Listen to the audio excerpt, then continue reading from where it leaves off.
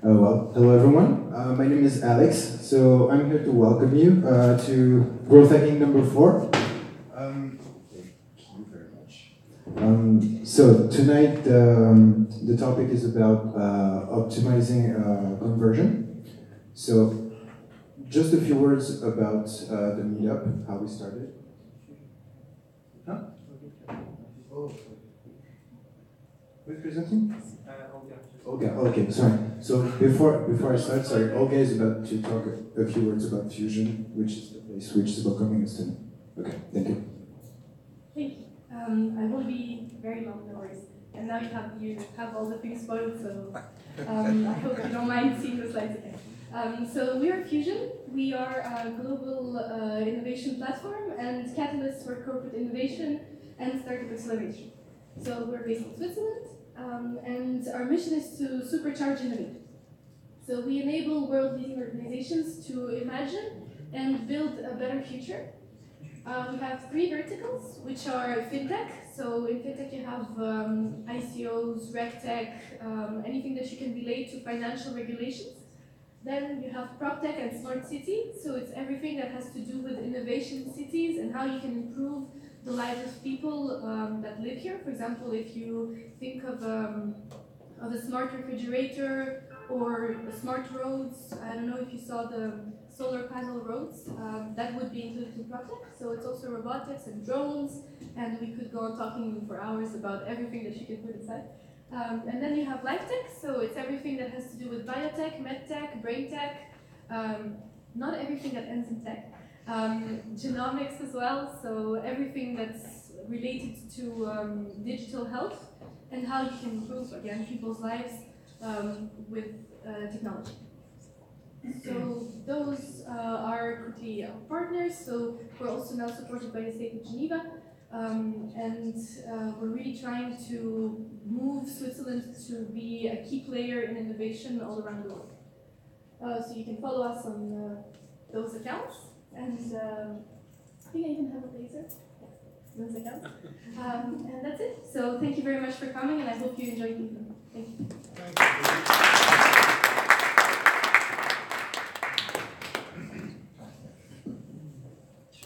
Okay, now it's my turn. So about the meetup. So who's already come to the meetup before? 1, 2, that's it? So everybody's new, pretty much. 3 people? Okay, so everybody's new, okay. So, each meetup, is like, we have a very particular state of mind. So first of all, it's like, it's supposed to be accessible to everyone. It's supposed to be like sharing knowledge and value, and you're supposed to bring your experience and speak up. So, if you have any idea popping up in your head, or if you have any question, you can enter us and just ask it, okay? That's the goal. You can even throw tomatoes if you want, or sorry. Yes, you can throw tomatoes also if you want. That's fine. So also about the meetup group. So we have a group on Meetup. We also have a Facebook group. So we have a link between both. And once you're on the Facebook group, we created a hashtag. So for everyone who wants to communicate with us or who wants to share the photos or any article, don't forget to put the hashtag, okay? Thanks. Yes, and don't forget one thing. This is the second time we're going live on YouTube, so don't forget to smile. Okay. Thank you very much for coming, and now I'll just leave David to introduce his meetup.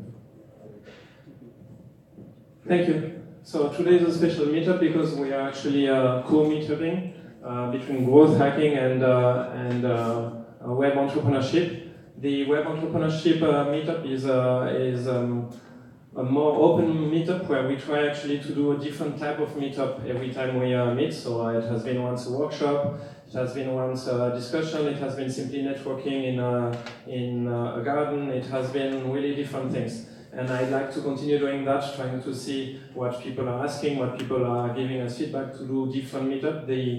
The main objective is to help entrepreneurs in the web industry to actually get to know each other and to learn from each other. And for that, we use these different types of meetups. So thank you, Lucas, for co-organizing this meetup with us today.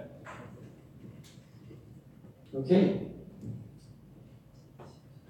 Okay, so let's just, after all these introductions, go back to where it came from. So talking about optimizing conversion. So I'll be the first one to talk about about the subject tonight. And I decided to focus more on the very technical aspect, which is websites. And of course, why website? Because this is where most of the conversion of any type of company would lead in the first place. And I find it quite funny because actually, when you think about it, there's even some couple of startups or very young entrepreneurs who, when they start their business, they quickly do something like, oh my god, we actually need to start a social media channels, like we need to do a Facebook page, and it's like, yeah, but it's a good thing, why not? But in the end, the conversion actually doesn't happen here. It goes in other places, such as a website. So here the goal is trying to find some tips and some tools to share with you so that you can actually make it a better conversion platform. Website is really taken to aspect actually different domains that you might not be aware of, but actually taking a website as a conversion platform is taking into account aspects such as user journey, customer journey, user experience, even your product itself. So when you think about it, let's go more deeper and attacking the subject. Before start optimizing your website, you need to understand what's going on with it, what's the status. And you can do a couple of analysis in order to depict this. One of them could be simply asking one of the users to use your website and actually asking what could be wrong during his journey on the website. And a couple of which I'm going to actually explain you right now. So the first one is this feature what we call heat map. So heat map is a feature that can be provided to you with some very handy tools such as Hotjar or even Crazy Egg. And the goal here is really to depict on which part of the website the visitors are actually clicking on, so that you can actually depict which aspects or which part of the website are the most attractive or that provides more value in a sense for a visitor of your website. So as you can see here, a concrete example would be that the third box, which is on the third right, will not necessarily be relevant in putting it on the website in that case, and more focusing on the first and the second box. Another one is really about literally seeing what the visitors have been going through, which website visit recording, which can also be provided to you with tools such as Hotjar and Crazy Egg. And this is like you can see on the screen. It's really about trying to see where it goes, so you can depict some points of friction, for examples. So a very famous tool also about it, which is Google Analytics. So here the goal is trying to understand at a quantitative level what's going on with your website, which type of customers goes on your website. Are there people who are more aged 11 to 24 or older? Are there more coming from Switzerland, from France, and so forth? If you're more a qualitative data, meaning if you want to correct some things which are going wrong with your website, then you have a very handy tool which is called Quaderoo. And it permits you to actually popping on some surveys, such as the ones you can see on the screen, that pops out when a customer is having a problem with the website. It actually recognizes when a visitor doesn't manage to, say, fill in a form, for example. If he spends too much time in the form, then a pop-up like this will happen and it will ask a question like, what could be going wrong with actually the form? Is there something you can say about it? Why are you taking so much time and so forth? Another one I want to present, which is a bit does much more than data collection. Actually, does data treatment, but that's more, let's say, for more established companies and not that much for younger or startups. What they do is that they collect each point of data that's being created related to your product, should it be an interaction on the app, on your website, on your web app, on the cloud, and so forth. It gets it on their system, it treats it, and you can actually check all of this on their dashboards which they have. But what's interesting is that it actually relocates appropriate data to the apps that are connected to segments. So for example, it redistributes all the emails to your MailChimp, or more like profile data on your CRM and so forth. So quickly going to two frameworks in order to help you understand what's going on with your website. The first thing is trying to understand your customer journey. So the first thing to do is to map out your customer journey, meaning trying to figure out all the different steps that permits your visitor to turn into a customer and eventually make him realize this wow moment, which is crucial that everybody wants to seek, which means actually understanding how the product works and converting themselves into a customer. And then after you've done this, you can actually, the goal is to find a point of friction for a customer, meaning what steps of your process can be an obstacle in making them convert and buy your product. So here, for example, one could be wait for email of an account. And the goal is really to simplify this process as much as possible, because the whole goal here is to onboard as quick as possible. And so if you take back this example of signing up with an email, instead of leading your visitor after they've placed their email into just a page that says wait for the confirmation email to be validated, then you can directly actually onboard them on your product while in the same time send an email that they can validate the confirmation afterwards in a later stage, so that it's actually easier for them they get directly on board on the product and don't lose time actually testing it. Another one which is quite a bit similar to the customer journey, which is conversion funnel. So even Hotjar, like a tool that I mentioned earlier, provide this feature. And the whole goal here is trying to have a quantitative return of how your conversion work for each steps leading to the conversion of your visitor. And this is an example, from an e-commerce website. But it could be just simply put for if you want to sign up someone for your newsletter. So these points can actually change depending on what you want. And then after this, also what could be linked to this is trying to figure out the cause and effect for each steps of this conversion funnel in order to optimize it as quickly as possible.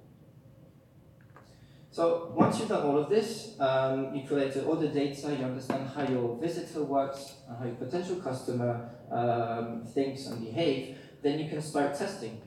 So you make some hypothesis, saying, for example, you've seen through Google Analytics that actually most of the people visiting your website are from 18 to 24. Then you say, okay, in that case, I'm going to make sure my text is going to be a bit funnier or more millennial friendly in a sense. Once you've done this, you define an experimentation that is led by some member of your team with a couple of dimensions such as duration. Typically, let's say that the experimentation is going to last 2 weeks. The cost that it takes, the priorities, and so forth. Then you conduct the A/B testing. And following the results, then you see if you can validate the hypothesis or not, depending on the objective that you've placed on that experimentation. Now, it sounds simple like this, but actually it's a very fast world, A/B testing, because there's actually millions of possibilities, meaning by just even changing the title on the page of the text, or just changing the color of the photo, or just placing a button not after the sign-up process or before, can really change a lot of your conversion. So this is a lot about testing. There's no magic formula, but you need to take into account actually all these different formats while testing and actually playing with your website in order to determine which things works best. Now, one of the examples quickly I'm going to go through is really something that worked out well with Obama during his presentation campaign, and he actually used a tool I'm going to present to you afterwards called Optimizely. And actually, just by doing some tests with 4 different types of images or 4 different types of buttons, then they managed to figure out what are the things that figure out the best. So in that case, it was the image B because of it was working more with the button and that image in particular. So a tool to actually do A/B testing is Optimizely, which I mentioned just earlier, and it's very handy to use because all you need to do is it has an integration where you can directly test on your website without going through the coding part. And there's also 2 other tools that makes A/B testing quite user-friendly and easy to do. The first one being Visual Web Optimizer, which is very similar to Optimizely. And the other one is Google Optimize, which is here a free tool actually you can use. And it's a very handy feature that they've been developed and quite powerful since recently actually. So quite worth having a look at it. So that's all for me. I hope it was quite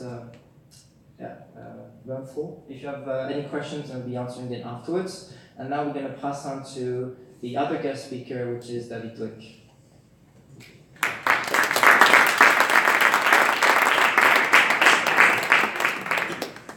Thank you, Lucas. So I'll start directly with an example. I used to work for a hotel search engine, which was called Fog, which was purchased by Skyscanner, but they didn't change much the design since then. And I want to give an example of what happens when you want to optimize your site, improve the conversions.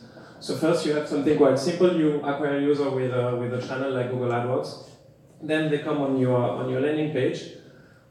In that case, there's a list of hotels. The user clicks on a hotel. He gets on an intermediary page where we make him wait.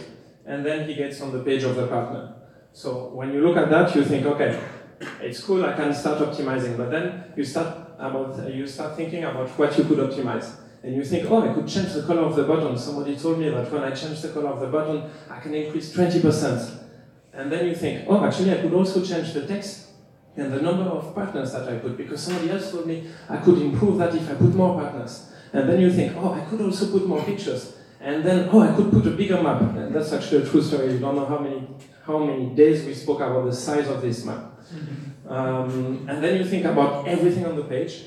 But then you also think, oh, we should also improve the homepage, because people who come to the landing page, they probably also go to the homepage. So you start optimizing also your homepage.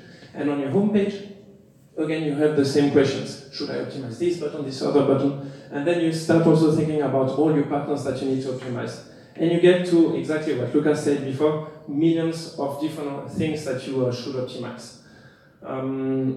Questions, how many people do have a site that they should optimize or that they could optimize in the room? And how many of you have a team of less than 10 people? So it's a majority. So if you think about the time that you need for each of these tests, even if they are really cool tools like Optimizely and so on, you do need to spend time or wait simply for enough customers to come to your page in order for the test to be relevant. So you cannot test everything you want within 2 or 3 months. You really need to focus what you want to change. And that's what I want to focus on today. So you need to have structure and you need to have focus. One way to get structure that I really like is a model which is called R. It's a model which has quite some years now. I think it was started 2005-06 by somebody called Dave McClure. He's very well known in Silicon Valley for having started a few companies. He was in charge of marketing at PayPal. He started Simply Hired. And then he started a VC called 500 Hertz, and basically has money in every important company in Silicon Valley. And the idea of R is basically that you have different things which are the same on all the sites which you should optimize, and you have a framework that you can base yourself on in order to decide what you should optimize. So the different things you need to optimize are your acquisition process, your activation, your retention, your referral, and your revenue. I'll go more in details in the next slide. But the idea is every single slide, being an e-commerce, being an app, will have the same problem. How to get people to the site, how to make them actually do something in the site, how to make them come back or even stay on the site, and in the end, how to make money. So if you have a look at this model on the web, it's quite easy to find. You'll see that it's actually interesting because it gives you example of KPIs for each of these different points. So for example, on acquisition, you will look at how many sessions do I have, how much time do people stay on the site, do they go away or do they go bounce? In terms of activation, you have different ways to actually define what is an active user, what is somebody who's activated. It could be somebody who signed up to your newsletter, signed up to your product. It could be simply somebody who, in the case of the hotel search engine, went to the partner website, and so on. So the same with retention, referral, and revenue. The idea of this model and of this structure is that you can very easily list all the KPIs that you should look at in your company. And based on these KPIs, then you can see what's most important for your company at every moment of time. Because you can't optimize everything at every single point of time. And when you look at all this, these are all different conversion channels. They are somehow interlinked, but your acquisition conversion channel is something. Your optimization of your AdWords campaign, your optimizations of your SEO campaigns, your optimization then of the page in order to have people being activated is different than your optimization for people to actually generate more revenues.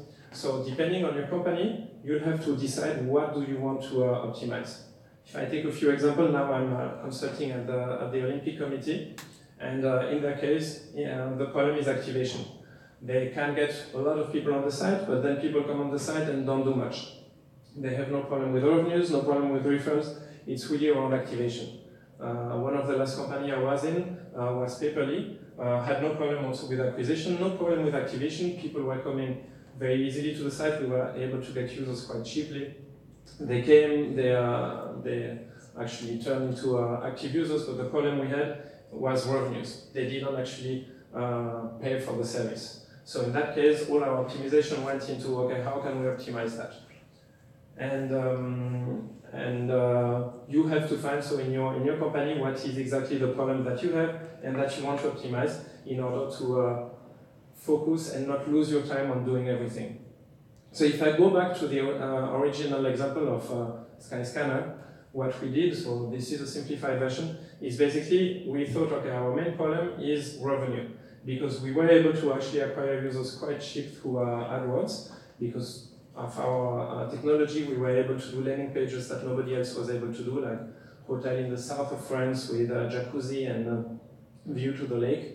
And these are things which are so precise that we were able to get them quite cheaply. So that was good. Then we had people going on our site, which was also good. So we had quite a good conversion rate of people actually doing something on the site, looking at the images, looking at the different hotels. And then we had quite a lot of people clicking, which was good. But in the end, they never bought the hotel. So there are different reasons for that. One of them is that anybody who wants to buy a hotel usually spends 21 days before he actually does the purchase. But to simplify here, the things we were targeting were at the end of the buying funnel, so they should usually buy. So what we looked at, so we saw that we had different problems there, but that the partner conversion was the biggest problem. But before we digged into doing actually A/B testing and changing our site and doing a lot of things, we stayed a bit longer and we looked at the data. And that's where all the tools that Lucas showed before are actually useful. You can actually see where you could have the highest leverage. In our case, we looked for every single point. We looked at the data, and we saw, for example, that we had way more active users from our campaigns, which were coming from long tail, so things very precise in the case of hotel with jacuzzi in the south of France, than things in the short tail, like hotel in Barcelona. So the more precise we went, the more active were the users. So we were able to focus our campaigns simply on these long tails, and in one shot, we were able to increase very drastically our conversion rate. The same on the transformation. We saw, simply through analytics without testing or anything, that a hotel which had a picture converted way more than a hotel which didn't have picture. It seems obvious, but still you have to get it, because you do think, okay, the cheapest hotel will be the hotel that people will book the most, but no, it's the hotel with picture. And by looking at the data, before we actually started moving, developing new features, thinking about A/B tests, we actually were able to get that. And the most interesting one was actually the partner conversion rate. When we looked at the different partners, we saw that some of the partners were, when I say partners, I say websites like Booking.com, Agoda, eBookers, which are websites where the user does the actual booking of the hotel. Skyscanner is an aggregator. And we could see that some partners were actually were very good in their conversions, and some were very bad. So here again, we started optimizing something that we would have never thought about optimizing, which was the position of the hotel provider in the website. So if I go again there, if you look at the different partners, you can see that we have here the official site of the hotel, then Booking.com and HotelsClick, and that's not a coincidence. Everybody going to Booking.com, or a huge majority, is actually purchasing, while people on other websites are not purchasing. So the fact that we actually look first at what do we want to optimize, in that case revenues, and then where are the highest leverage, and in that case it was through the partners, allowed us to find what we had to optimize and what we had to change without even doing A/B testing. Once we discovered that, then we started A/B testing, and we started A/B testing about how many partners we put and how big and which one was first. But again, with the team, we were around 10 people, so like most of the people here in the room, with a team of 10 people, we couldn't have tested everything to get to that point. The fact to have a structure and focus allowed us to get there. A second quick example with another company that I founded is iJobU. iJobU was a platform for job referrals, so you could recommend anybody for a position, and if this person was hired, you would get money. So the acquisition process was quite simple. I got most of the users through Facebook quite cheaply. They went on the login page. I had very high sign-up rate. To be honest, I still don't understand why, but they were extremely high. Then people were seeing one job. It was the time when Groupon was very fashionable, so it was one a day. In my case, it was one a week. Quite a lot of people were actually recommending people, and at the beginning, we had no hire when we started this process. So I put a question mark, but the idea is that we saw that it worked very well, but I didn't have enough money to continue putting more money in Facebook again and again. So it was cheap, but still, I didn't have enough money for that. And I knew that even if I would divide by 2 my cost of Facebook, or by 3, I would still not have enough money in order to continue the growth. So I went back to this R model, and I looked actually at the different points, and I saw that we were not doing anything in terms of referral. So we started adding referral, and working on that and optimizing that. And that allowed us actually to get to a referral rate of a little bit more than 1, which is basically every person that we acquired through Facebook recommended at least another person, which makes that we went within our niche in Barcelona, Madrid, and in the IT market. We went viral, so everybody actually in this market knew us. And that was thanks to referral. If, again, we would have gone head down into optimization without thinking, we would have improved the job of the week, we would have made the right button green, a little bigger, or we would have changed the login pages 3 times, or we would have added actually Facebook login. I didn't have Facebook login, I didn't have email login. I tested them further down the line, and it was horrible, but the first thing that everybody was telling me is have Facebook login, have email login. I had only LinkedIn login. But the fact that I went with the system allowed me actually to get the most important thing at the beginning. Then I just have another slide which is slightly separate to this idea of focus and structure, but I just wanted to pinpoint some things that actually Lucas touched rapidly, because we don't say it enough. There is no silver bullet in A/B testing. There is no thing where you can say, oh, I know that when I optimize my button it works, I know that when I put more pictures or bigger pictures it works. Every site is different, every user is different, so there is no silver bullet. Most of the tests will be useless, or not useless, but inconclusive. So basically at the end of the test you will see that there is a slight chance that it's a bit better or a bit worse, so it's very frustrating. If you look at the team at Booking.com, they have in parallel at least 15 to 20 tests on their website at any moment of time, and 19 out of 20 tests are actually inconclusive, which means that only 1 out of the 20 gives them an answer on, oh, we should do more of that or less of that. All the other ones are actually just at the limit, not enough to be really relevant, because they want a certain significance in order to implement it. So that's the reality, and we have to accept it. Sometimes people don't accept it because they say, I do A/B test and it's going to be clear who's going to win. Then it takes a lot of time, because every test, especially if you're at the beginning, you need a lot of users for it to be actually relevant. And Booking.com can make a lot of tests in parallel. As a small company, usually you can make 1 or 2.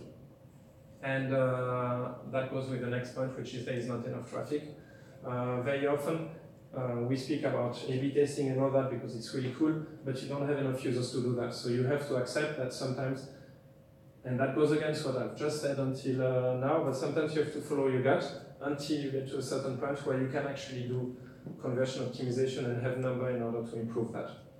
But still, it is something that you need to have when you have a website. It is something that you need to think about, even if it's not based on number.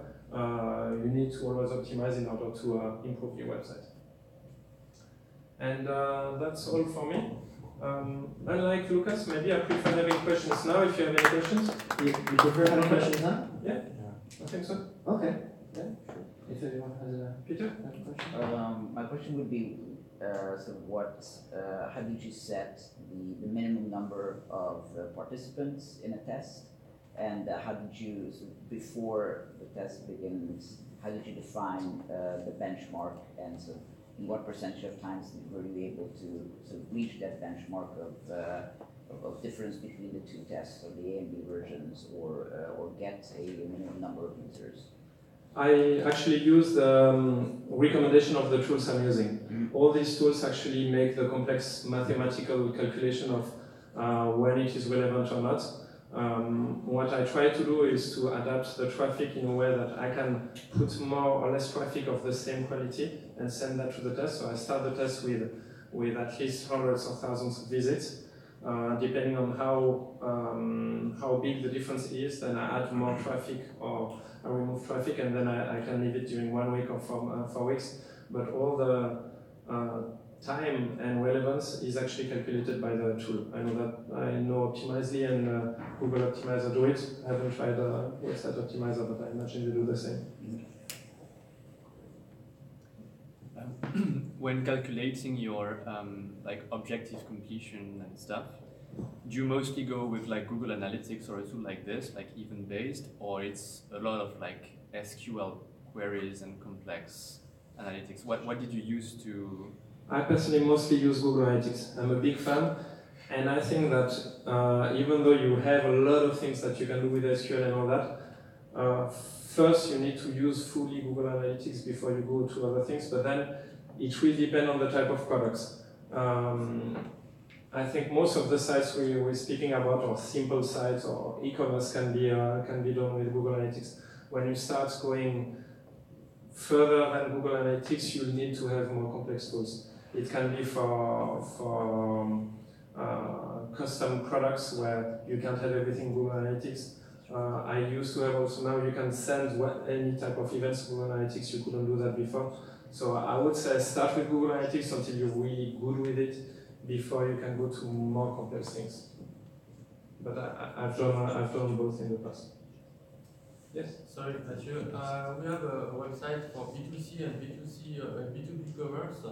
And B2C is really simple because we have a sign up, so we can know how we have acquisition and the rate of acquisition and conversion. But how we know the B2B, how we can calculate the B2B interest to our website and our service with tools like Google Analytics or other. Because we know for B2B that the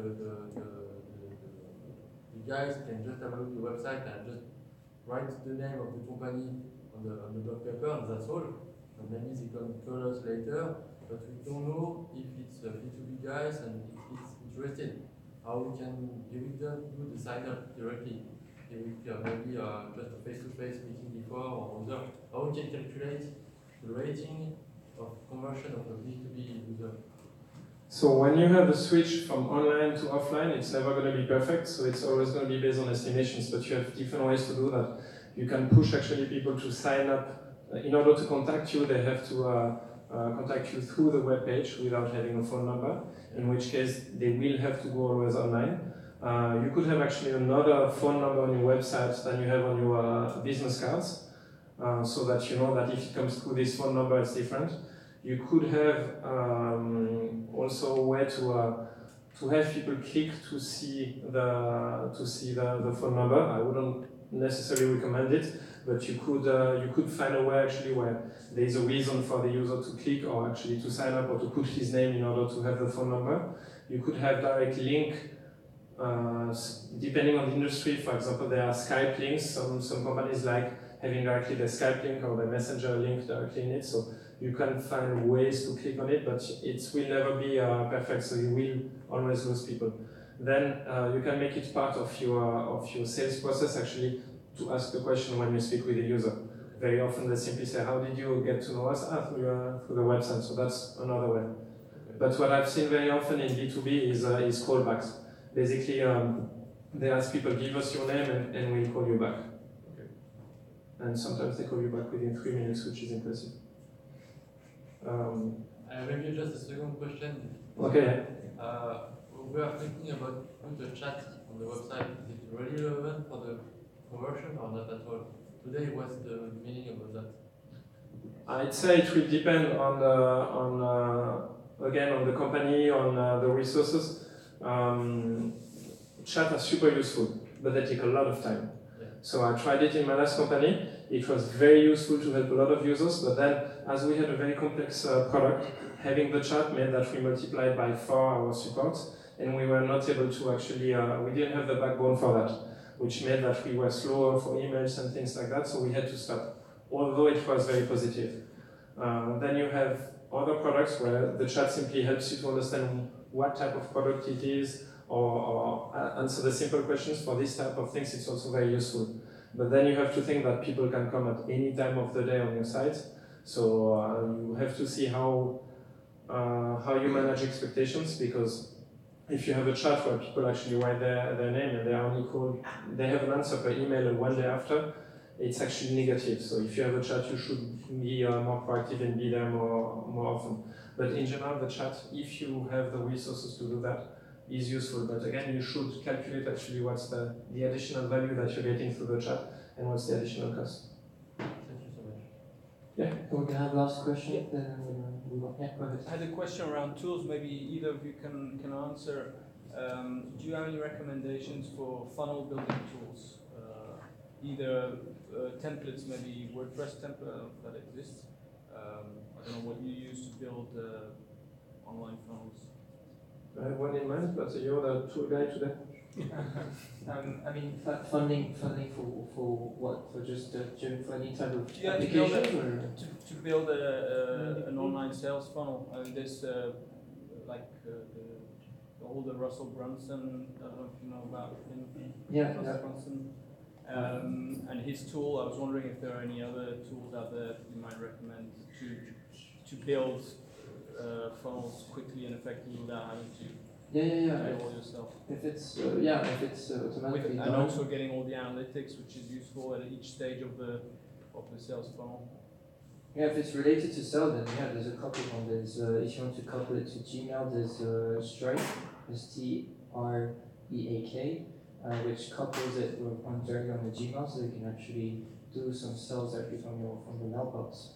Another one which is quite typical, HubSpot, if I'm not mistaken, they do some funneling. They do funneling stuff? Yeah, they do funneling, exactly. So actually when you go back to CRMs themselves, there's quite a bunch of CRMs that offer also the funding too, if you check it out. So HubSpot. And on WordPress, do you have any template recommendations? Would you know any of doing this? WordPress, not necessarily, not a big user of WordPress myself. So maybe I don't know if somebody else knows someone from WordPress, a funnel tool. I don't know either. Okay. No. To be honest, yeah, there's like some apps where if you go to the App Store of WordPress. Yeah. And one you can recommend? I don't know the names. But yeah, I think if you go to the template marketplace, yeah, they actually have like the reviews. There's so many. That's the thing. I don't know which one to choose. Test them all. Yeah. Yeah, you can demo. Okay. Oh, okay. Thank you, everybody. Thank you so much. Let's move on to the last speaker. Timothy Bartley, who I think come from 4 cities before coming here in space of 2 days. But thank you so much for coming. I'm coming from Geneva. Alright, hi guys.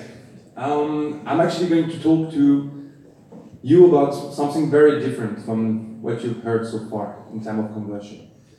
What I've noticed first is that if you try to run AdWords campaign right now, it costs you a hell of a lot of money and it doesn't bring you any positive cash flow. because people start spending so much money on AdWords, they don't know how to use AdWords, that basically all of them are buying and bidding on keywords so high that you could never compete against them. And I can give you a very good example. I'm still until the end of the week actually the CEO of WineMe. And we had the keyword wine. The keyword wine is basically one of the most bidded keywords in Switzerland. And you have a lot of digital agencies or whatever agency that are actually bidding on behalf of wine producers regarding these keywords. And they just don't care. They spend so much money that they bid for 15, 16 Swiss francs per click. It doesn't make any sense. I mean, the average price of the bottle is 20 Swiss francs. So, I'm going to talk about another way of converting people. And it's highly linked to the fact of bringing value, or high value to them. First thing, who is familiar with growth hacking so far? Can you raise your hand? Good, almost everybody. Then who knows what is a growth hacking experiment sheet? Thank you, Christophe. I don't feel that alone. Alright, if you don't have that thing, you're not doing growth hacking. That's as simple as that. You cannot follow anything and any experiment if you don't measure everything. So this is the real one. It's okay. The design is lame, but it doesn't really matter. First thing first. You have the name of all the experiments that you're going to actually do, months after months, weeks after weeks. And then you have what kind of experiments are you working on? With what kind of metrics are you calculating the results of your stuff? You have your prediction, this is the mid column, then you have what you achieved. And then you have what I want to talk about.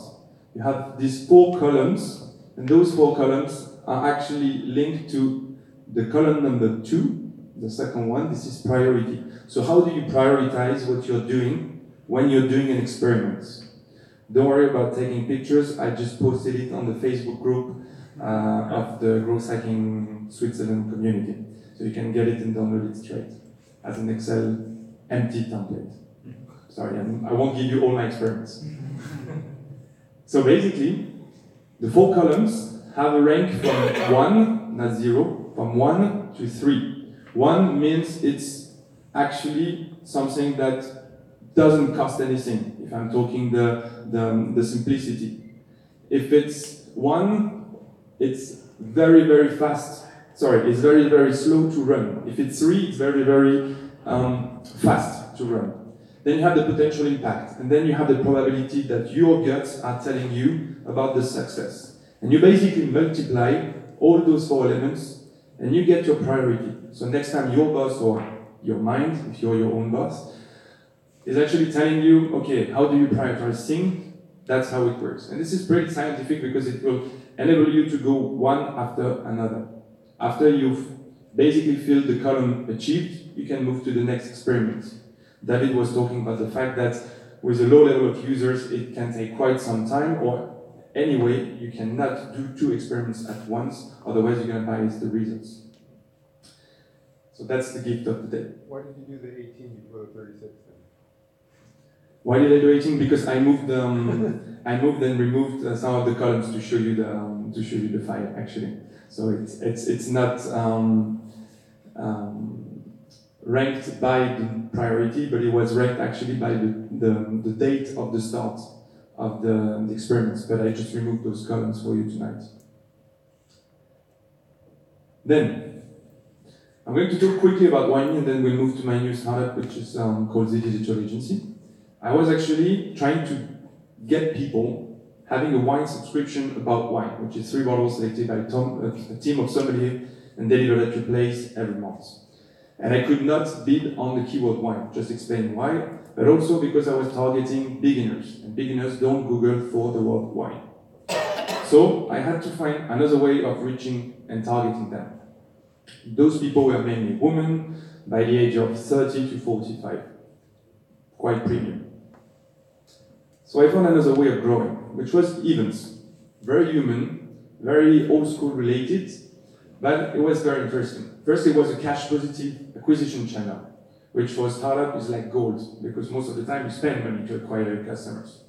But then comes the fact how can you get so many people as you could get with AdWords by spending 1,000 Swiss francs if you get them for, each of them for 1 franc, then that's 1,000 people. To bring 1,000 people to an event, it's another thing, and maybe you need a month, 2 months to prepare it. But actually, it's highly scalable. We scaled it up to 200 events a year for 4 years in a row, with around 40 sommeliers in 6 different cities, Switzerland and Germany. So you can acquire people that will work for you based on the event. Each of them, you're going to train them. Sometimes you can even make them pay for the training. That's another thing that we created, which was a wine school. So we were giving a diploma to the people that were actually then hired by us to run our own events. You can create as well a local SEO per city. So SEO is search engine optimization. But local SEO is actually super, super valuable. If you manage to rank for the wine tasting Geneva keywords, and then wine tasting Lausanne, and then wine tasting Zurich, Berlin, anywhere, you're gonna make sure that you always rank super well on each local page. And most of the searches are actually very local. There's an excellent podcast on Hack the Entrepreneur about that. I can share it as well on the growth hacking community. And as a result, you end up with a monopoly. Basically, you're trusting the first place because you're highly targeting a specific local place that you just have, I don't know, 24 landing pages. We had wine tasting Geneva, wine tasting Berlin, wine tasting London, Brussels, Paris. Even if we were not there yet, I was thinking, maybe I can get some kind of sommelier over there and they will maybe start the business for us. And actually what we ended up doing is that we were selling the leads of those people to other companies that were actually running the events. And of course, as an end result is that you increase your email list. So when you have a page that is wine tasting Brussels, and it's basically ranked first, even if you don't run any events, you have a lot of people contacting you to say, hey guys, when do you start the events over there? We are waiting for you. And then you get emails, and then you end up with an email list of targeted people for Brussels. Another way of basically building something that can work without having to bid on your specific keywords, because this is the key. Remember, it's getting expensive, and sometimes you cannot even do it if you're targeting beginners. It's Google Audience Insights. Who knows Google Audience Insights? Okay, 6 people, 7 people. All right. So basically, the game with that is that it's a tool on Facebook Ads Manager, and you can basically go there, you put some kind of keywords or interests, and then you can find what kind of pages those people are more likely to like. Meaning, you will end up discovering what kind of communities your potential target customers are. And this is really, really amazing. Meaning that you can reuse those target communities to basically target those people and build some kind of specific audience, and then specific lookalike audience. If you don't know what it is, we can discuss it after. To target those people, meaning you start understanding your market and what ramifications, what other places, other communities your actual potential customers are based in. So the game is to find those other communities. I give you a classic example. I was targeting wine customers, potential wine customers, but they didn't know it yet that they wanted wine. So I was targeting them on food communities, on travel communities. That's what I was doing. And I was using Facebook Insights, Facebook Audience Insight for that. So the keyword that you will put is basically your keyword. I don't know if you can see it. It's at the top of the page. Then you will put the interest, what kind of interest they may have, what kind of behavior they may have. And those 3 metrics are super important in Facebook because those are the 3 key metrics that are actually asked anytime you do any Facebook ads. And the game, if you start doing Facebook ads, is to cross those 3 categories. 1 keyword, 1 interest, 1 behavior. And you modify them once at a time, and you cross-reference them as much as you can by having 1 ad set for each keyword.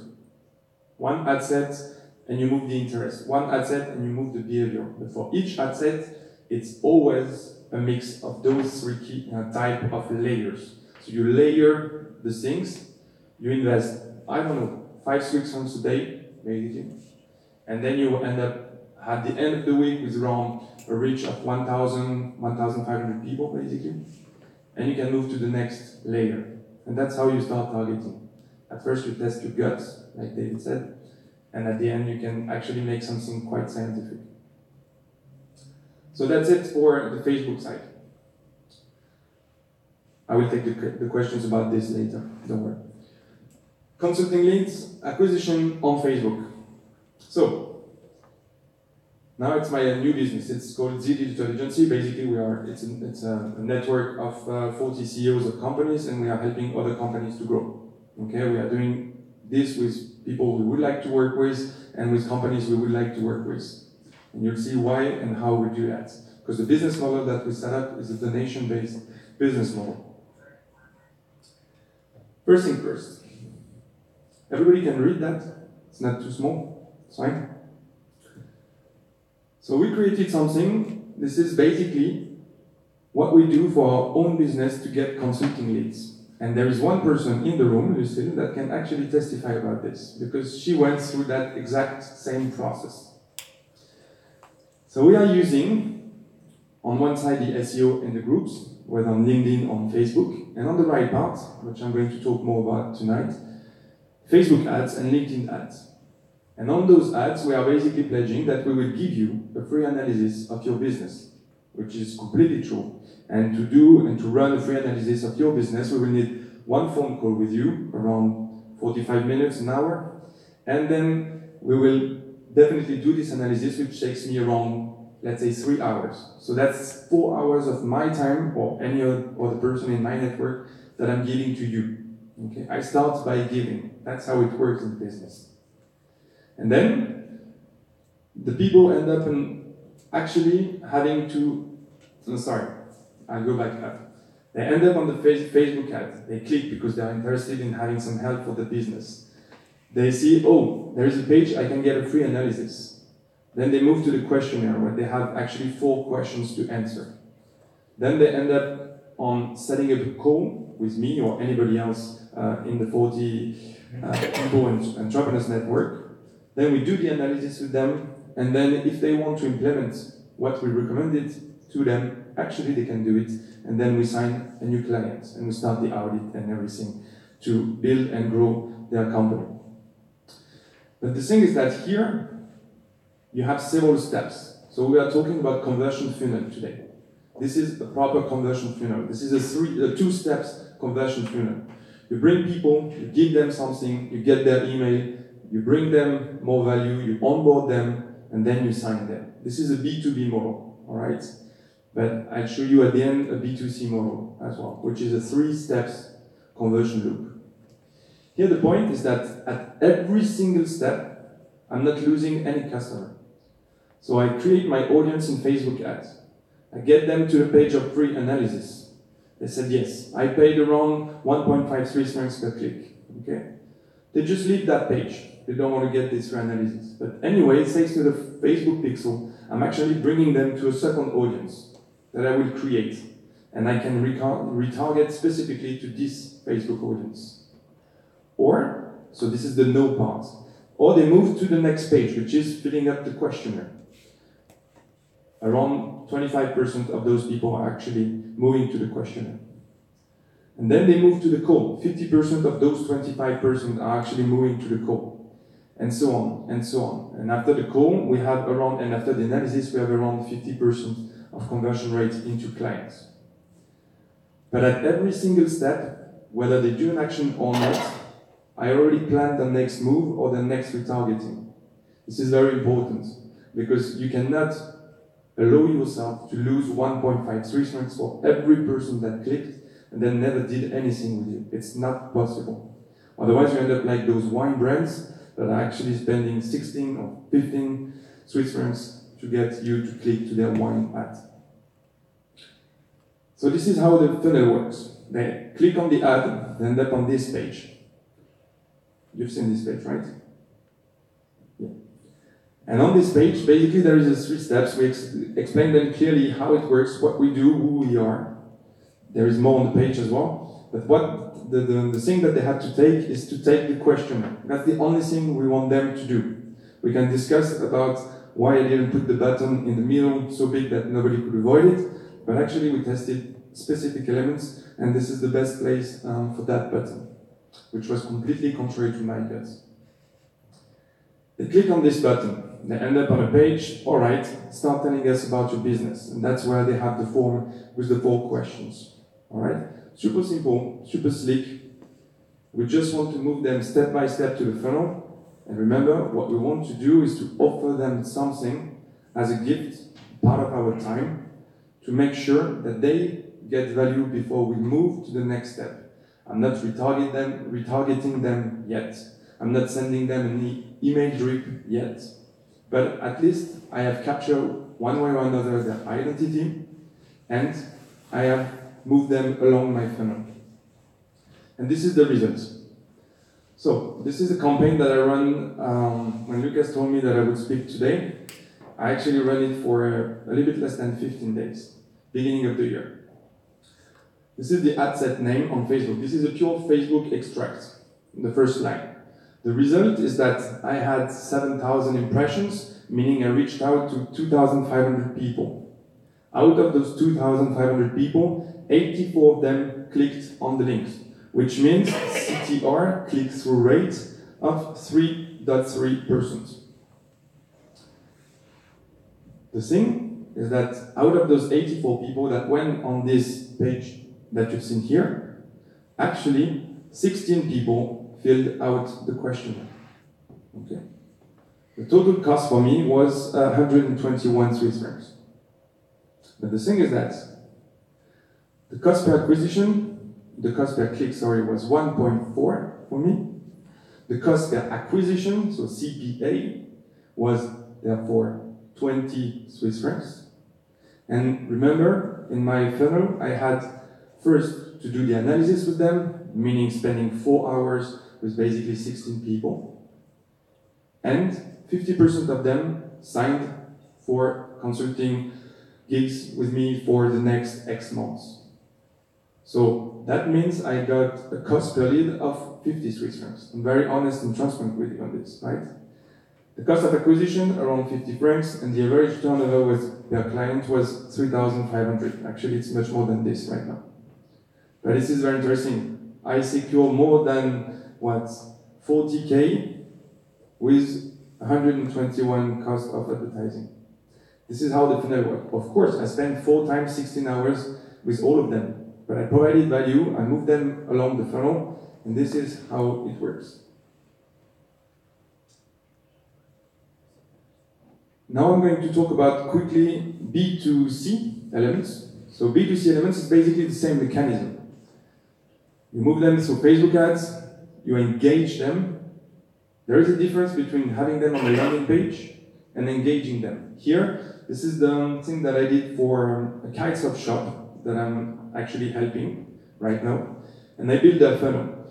Then we move them to a specific landing page where people are actually answering a quiz about the product, which are for the kitesurfing community. Then they get and receive, after they put their email to see the result of the quiz, some kind of product guide that is basically tailored to the level that they have, because we know the level thanks to the quiz. And then we move them to the purchase through an email drip, meaning a series of emails. After the purchase, very, very important, never lose a customer, and he was happy, he just gave you money, and he's going to receive something. Make sure that he gives a referral, a testimonial. Okay? At YME, I was basically, for the first 1,000 customers, calling them one by one, because we had their phone number, to ask them first, how was the journey on the website? And second, hey guy, can you give me a testimonial if you were happy with what we did? Can you send me just a quick email with 2 sentences about what you think about our product? You can do it right now, because you were happy with the website, or you can do it when you receive the product. So the thing is that with those testimonials, you're going to increase the number of referrals that you're going to get. Because there is one thing about sales. If you set your foot in the door and you start by giving something, well then, maybe along the way, you're going to end up with some referral, people referring to yourself, okay? Always ask for something very, very small at first. And when you have a relationship with this person, end up with asking him some more. Because a referral, meaning him taking his pride or his basically encourage to move your website or to recommend you to any other person is something quite big. You can't ask it straight. So when I see on all those websites, just right after my purchase, oh, please share it on Facebook and Twitter your purchase, no, I'm not going to do that. But if I have somebody calling me, hey, how was it, and so on, then I'm, again, moved along a specific funnel, one step at a time. The takeaways of tonight, basically, are the mindset. You cannot run any experiments or any kind of growth hacking or even just growth at your company if you don't have an experiment file to follow it up. I put some kind of template online, but I'm just going back to it. There is something on the last column. It's called the experiment file link. For each of the experiments, we are actually creating a file. Or I was asking each of my employees to create a specific file that was basically the objective, the preparation of it, the expected results, and then, of course, the key learnings after the experiments was run. And I'll put maybe on the community as well some kind of experiment Word template. All right. So, last one is basically Facebook. So Facebook Audience Insight, I think you got it. You can ask any question you want. Double conversion loop, meaning you start by giving something to somebody, and then you move him or her along the funnel, and then there is a triple conversion loop, which is the B2C example that I gave you. You start by engaging the customer, then you give him something with a product guide, for instance, that is tailored to his needs. Again, not something random for basically everybody that arrives on your website. And then you start moving him or her along the purchase process. That's it. Thank you.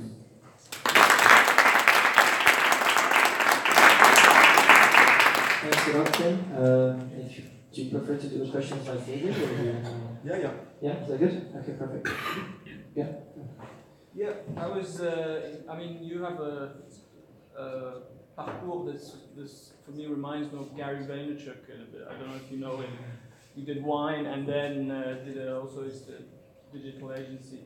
And what he was well known for, obviously, was the whole content marketing approach. And I was curious to know why you didn't. Maybe you did this, but I just wanted to know what your take on this was and why you didn't go through that route for your wine business. That's a good question. Actually, I only showed you one part of the business, of winey business. The 80% of our acquisition strategy was based on content. The only problem is that to set up the content, we created a wine academy, which was basically you receiving 3 bottles every month, and you receive with it a new course for each of the bottles that you receive. The game is for you to become a connoisseur in less than 6 months. So we really set up something of very high value in terms of content, and that was our main strategy. Then I got some issues with my investors, and we were going back and forth on the content part. But it has been our biggest value proposition and biggest driver.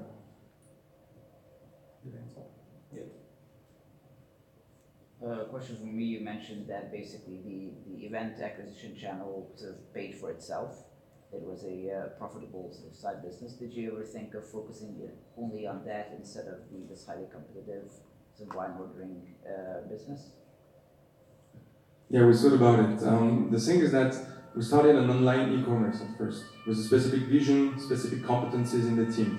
So we couldn't, or we wouldn't move to anything else than this. It was just considered as a cost, as an acquisition channel for clients. Because there is a problem with that, is that you can scale it, but it's so much effort and so much work to run all those people to end up with human issues and with customer support, and I can come and I'm sick and I'm blah blah blah, that I was much more happy with having a fully automated website that was doing all the sales for me and focusing on growing it.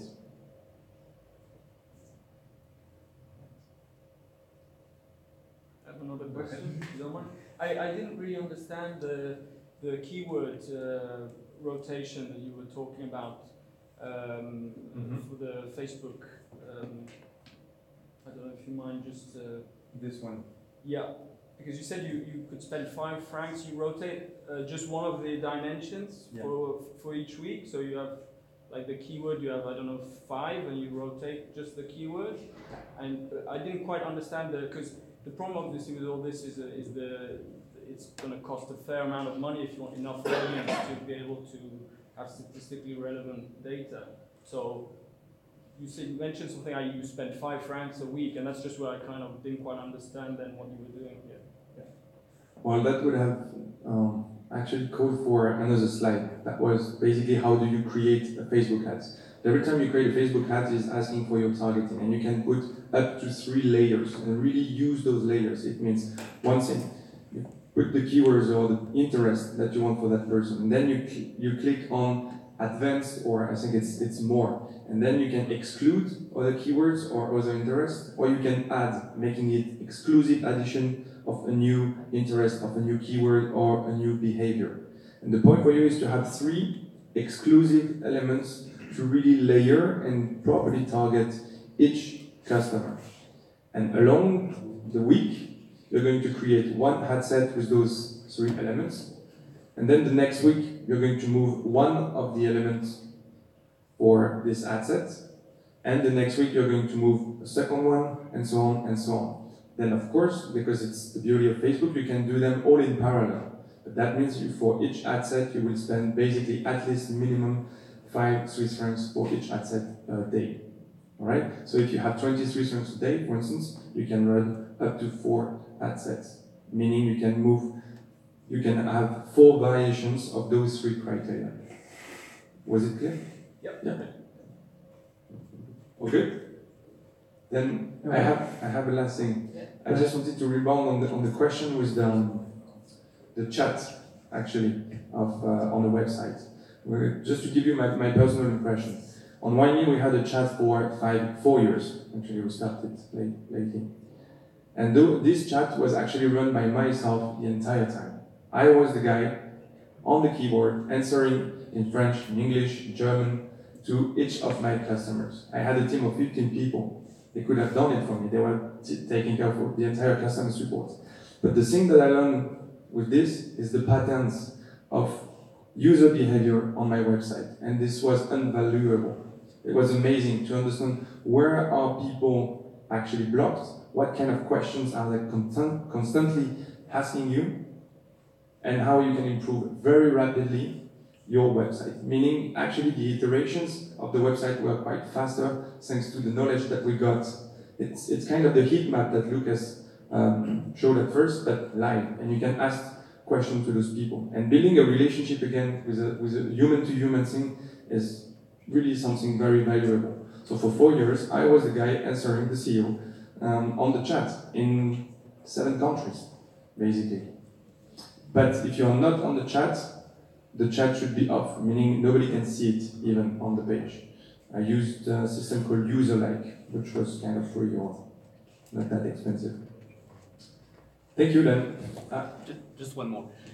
on the B2C funnel that you showed, how would you go about, this?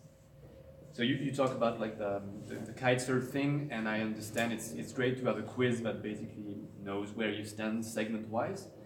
If you were selling T-shirts, for example, what would you offer? Because a lot of clients are not selling like advice, like how to choose a kitesurf, but like rather dummy stuff, like a T-shirt, There are many ways, but you could retake this entire thing by saying, okay,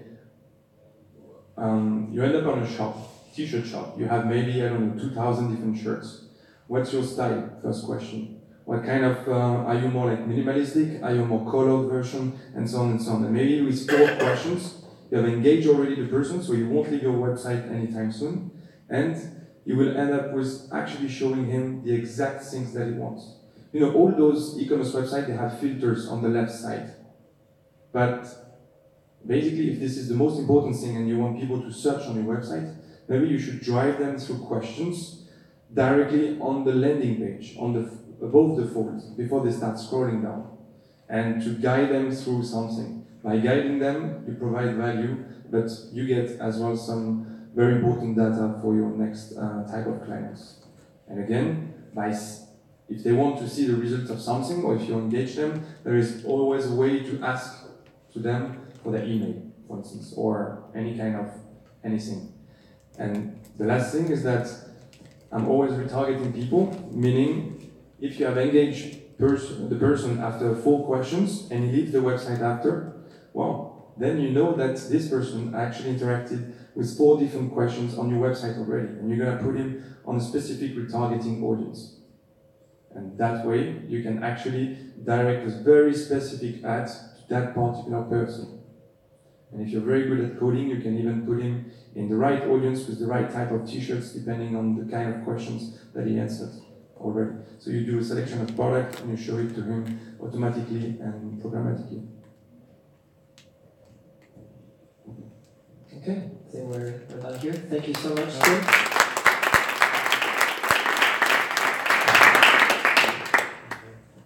Great insights as much as David's. Yeah, for the Q&A is done. So just a few formalities again. So the thank you for everything, especially to the speakers for coming here and sharing a lot of great insights. I hope you can bring some of them back home and test on them. Myself would have to do some few work again on my platform. But also a big thank you again to Fusion for hosting us here, this great space. And also a couple of sponsors in terms of drinking for the networking just afterwards. We have a couple of beers from Leopold and Vedas, which distributes wine from Georgia. So don't forget to, if you haven't done already, to follow us on Meetup to get the latest news. You could be from Web Entrepreneur Geneva and for growth hacking, of course. And hopefully we see each other on the networking just right now behind. Thank you so much. Thank you.